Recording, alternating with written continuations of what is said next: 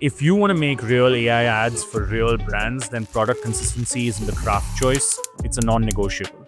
You see, clients will actually forgive a lot, but if you mess up, say, a word on the front of their product, maybe change the size of their logo a bit, or misspell a flavor, the project is dead right then and there. And that's what's keeping AI out of most commercial product work out there. So I decided to go back and check a bunch of the workflows online, and most of them have the same sort of logic. Take 7 images of your product, upload them, and then pray that this works out. And sometimes it does, and sometimes it doesn't. So I decided to go back to the drawing board and truly figure out what is that one workflow that actually gives us 100% product consistency across an entire commercial. Let's get into it.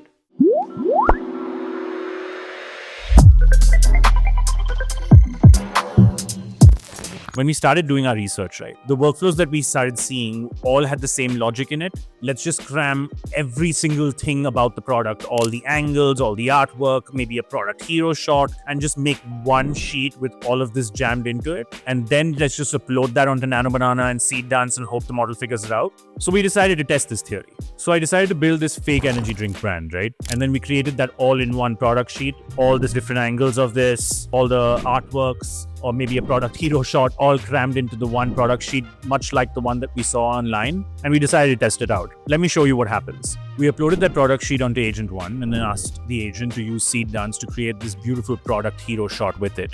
You should see what came out of it. I mean, just look at the first frame. I'm not even going to play it, right? None of the text is right. It's pointless even playing it, but here, have a look at the ad. No brand is going to pay you for this. It doesn't matter how cinematic the rest of the ad is. If the product isn't right, the ad is dead. See, the problem is when you jam all of this into one sheet, the model can't really tell what's important. The angles compete with the logo, the label competes with the product design. It ends up guessing what everything is and nothing actually comes out right. The fix is to stop crowding the sheet and split the information. So we made our own product sheet.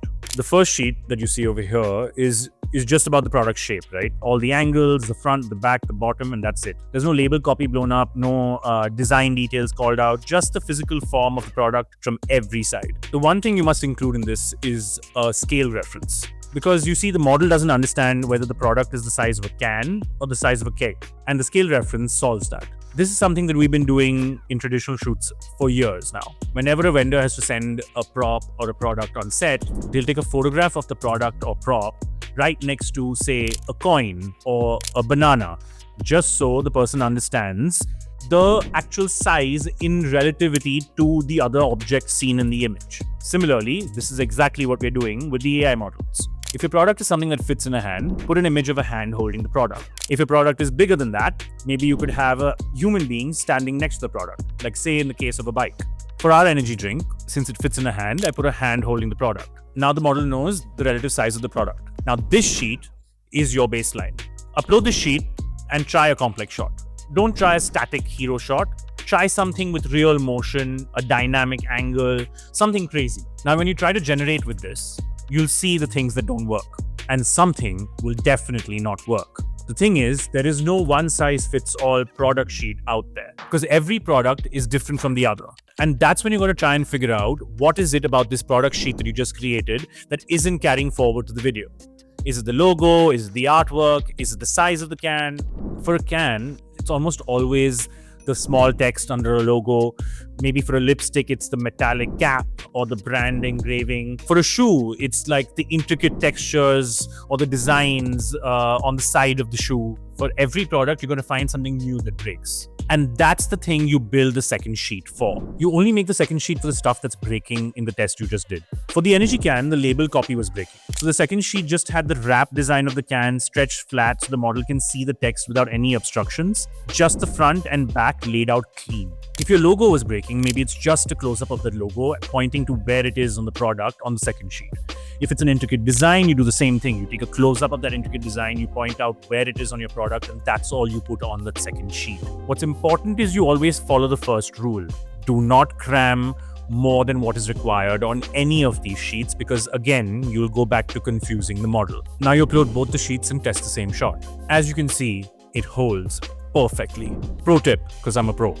If you're working with real clients on a high value commercial ad film, the AI sometimes for the second sheet might take you longer, multiple iterations to actually get the exact second sheet right, because you're trying to get extreme intricate details right on that, the close-up of the logo or the complete exact design correctly. My suggestion is to take this offline and do this on something like Photoshop. You can even ask your client for the real artwork and they'll actually share all the open files with you. So you use Agent 1 for the product sheet and use, say, Photoshop for the second sheet. Take both the sheets and upload them both onto Agent 1 and then carry forward your workflow. Let's talk about how to scale this and how to do this the best way on Agent 1 for a second, right? So you have brought those product sheets, right? Upload them both onto Agent 1. Alongside that, attach every other detail that you have about this commercial. A treatment deck, the brand colors, maybe any other brand guidelines. Basically anything that you would put into your PPM docket, upload that onto Agent 1. Because that gives the agent all the context it requires to understand what it is you're making and see it turn into a real collaborator after that. From then on, every generation you ask for pulls from both the sheets and all the other stuff that you've already uploaded onto it. So when you ask for this shot, you're not just getting a consistent product, as you can see, but you're getting a shot that fits the brand and fits the treatment of the ad you're actually building. And that's what makes the entire workflow scale. You're not just managing sheets and references shot by shot, you are sitting back and directing. So the next time you're working on a product commercial, don't just cram all the details onto one sheet. Just put all the angles and a scale reference on one sheet, run the test, see what breaks, make the second sheet, and then use both in all the shots. Why don't you try it on your hardest product and then come back and tell me what worked and what didn't? And if you're struggling to get characters 100% right in your films, your ads, or your videos that you're working on, you should go check out our last video on character consistency. And that's a wrap, guys. Links in the description.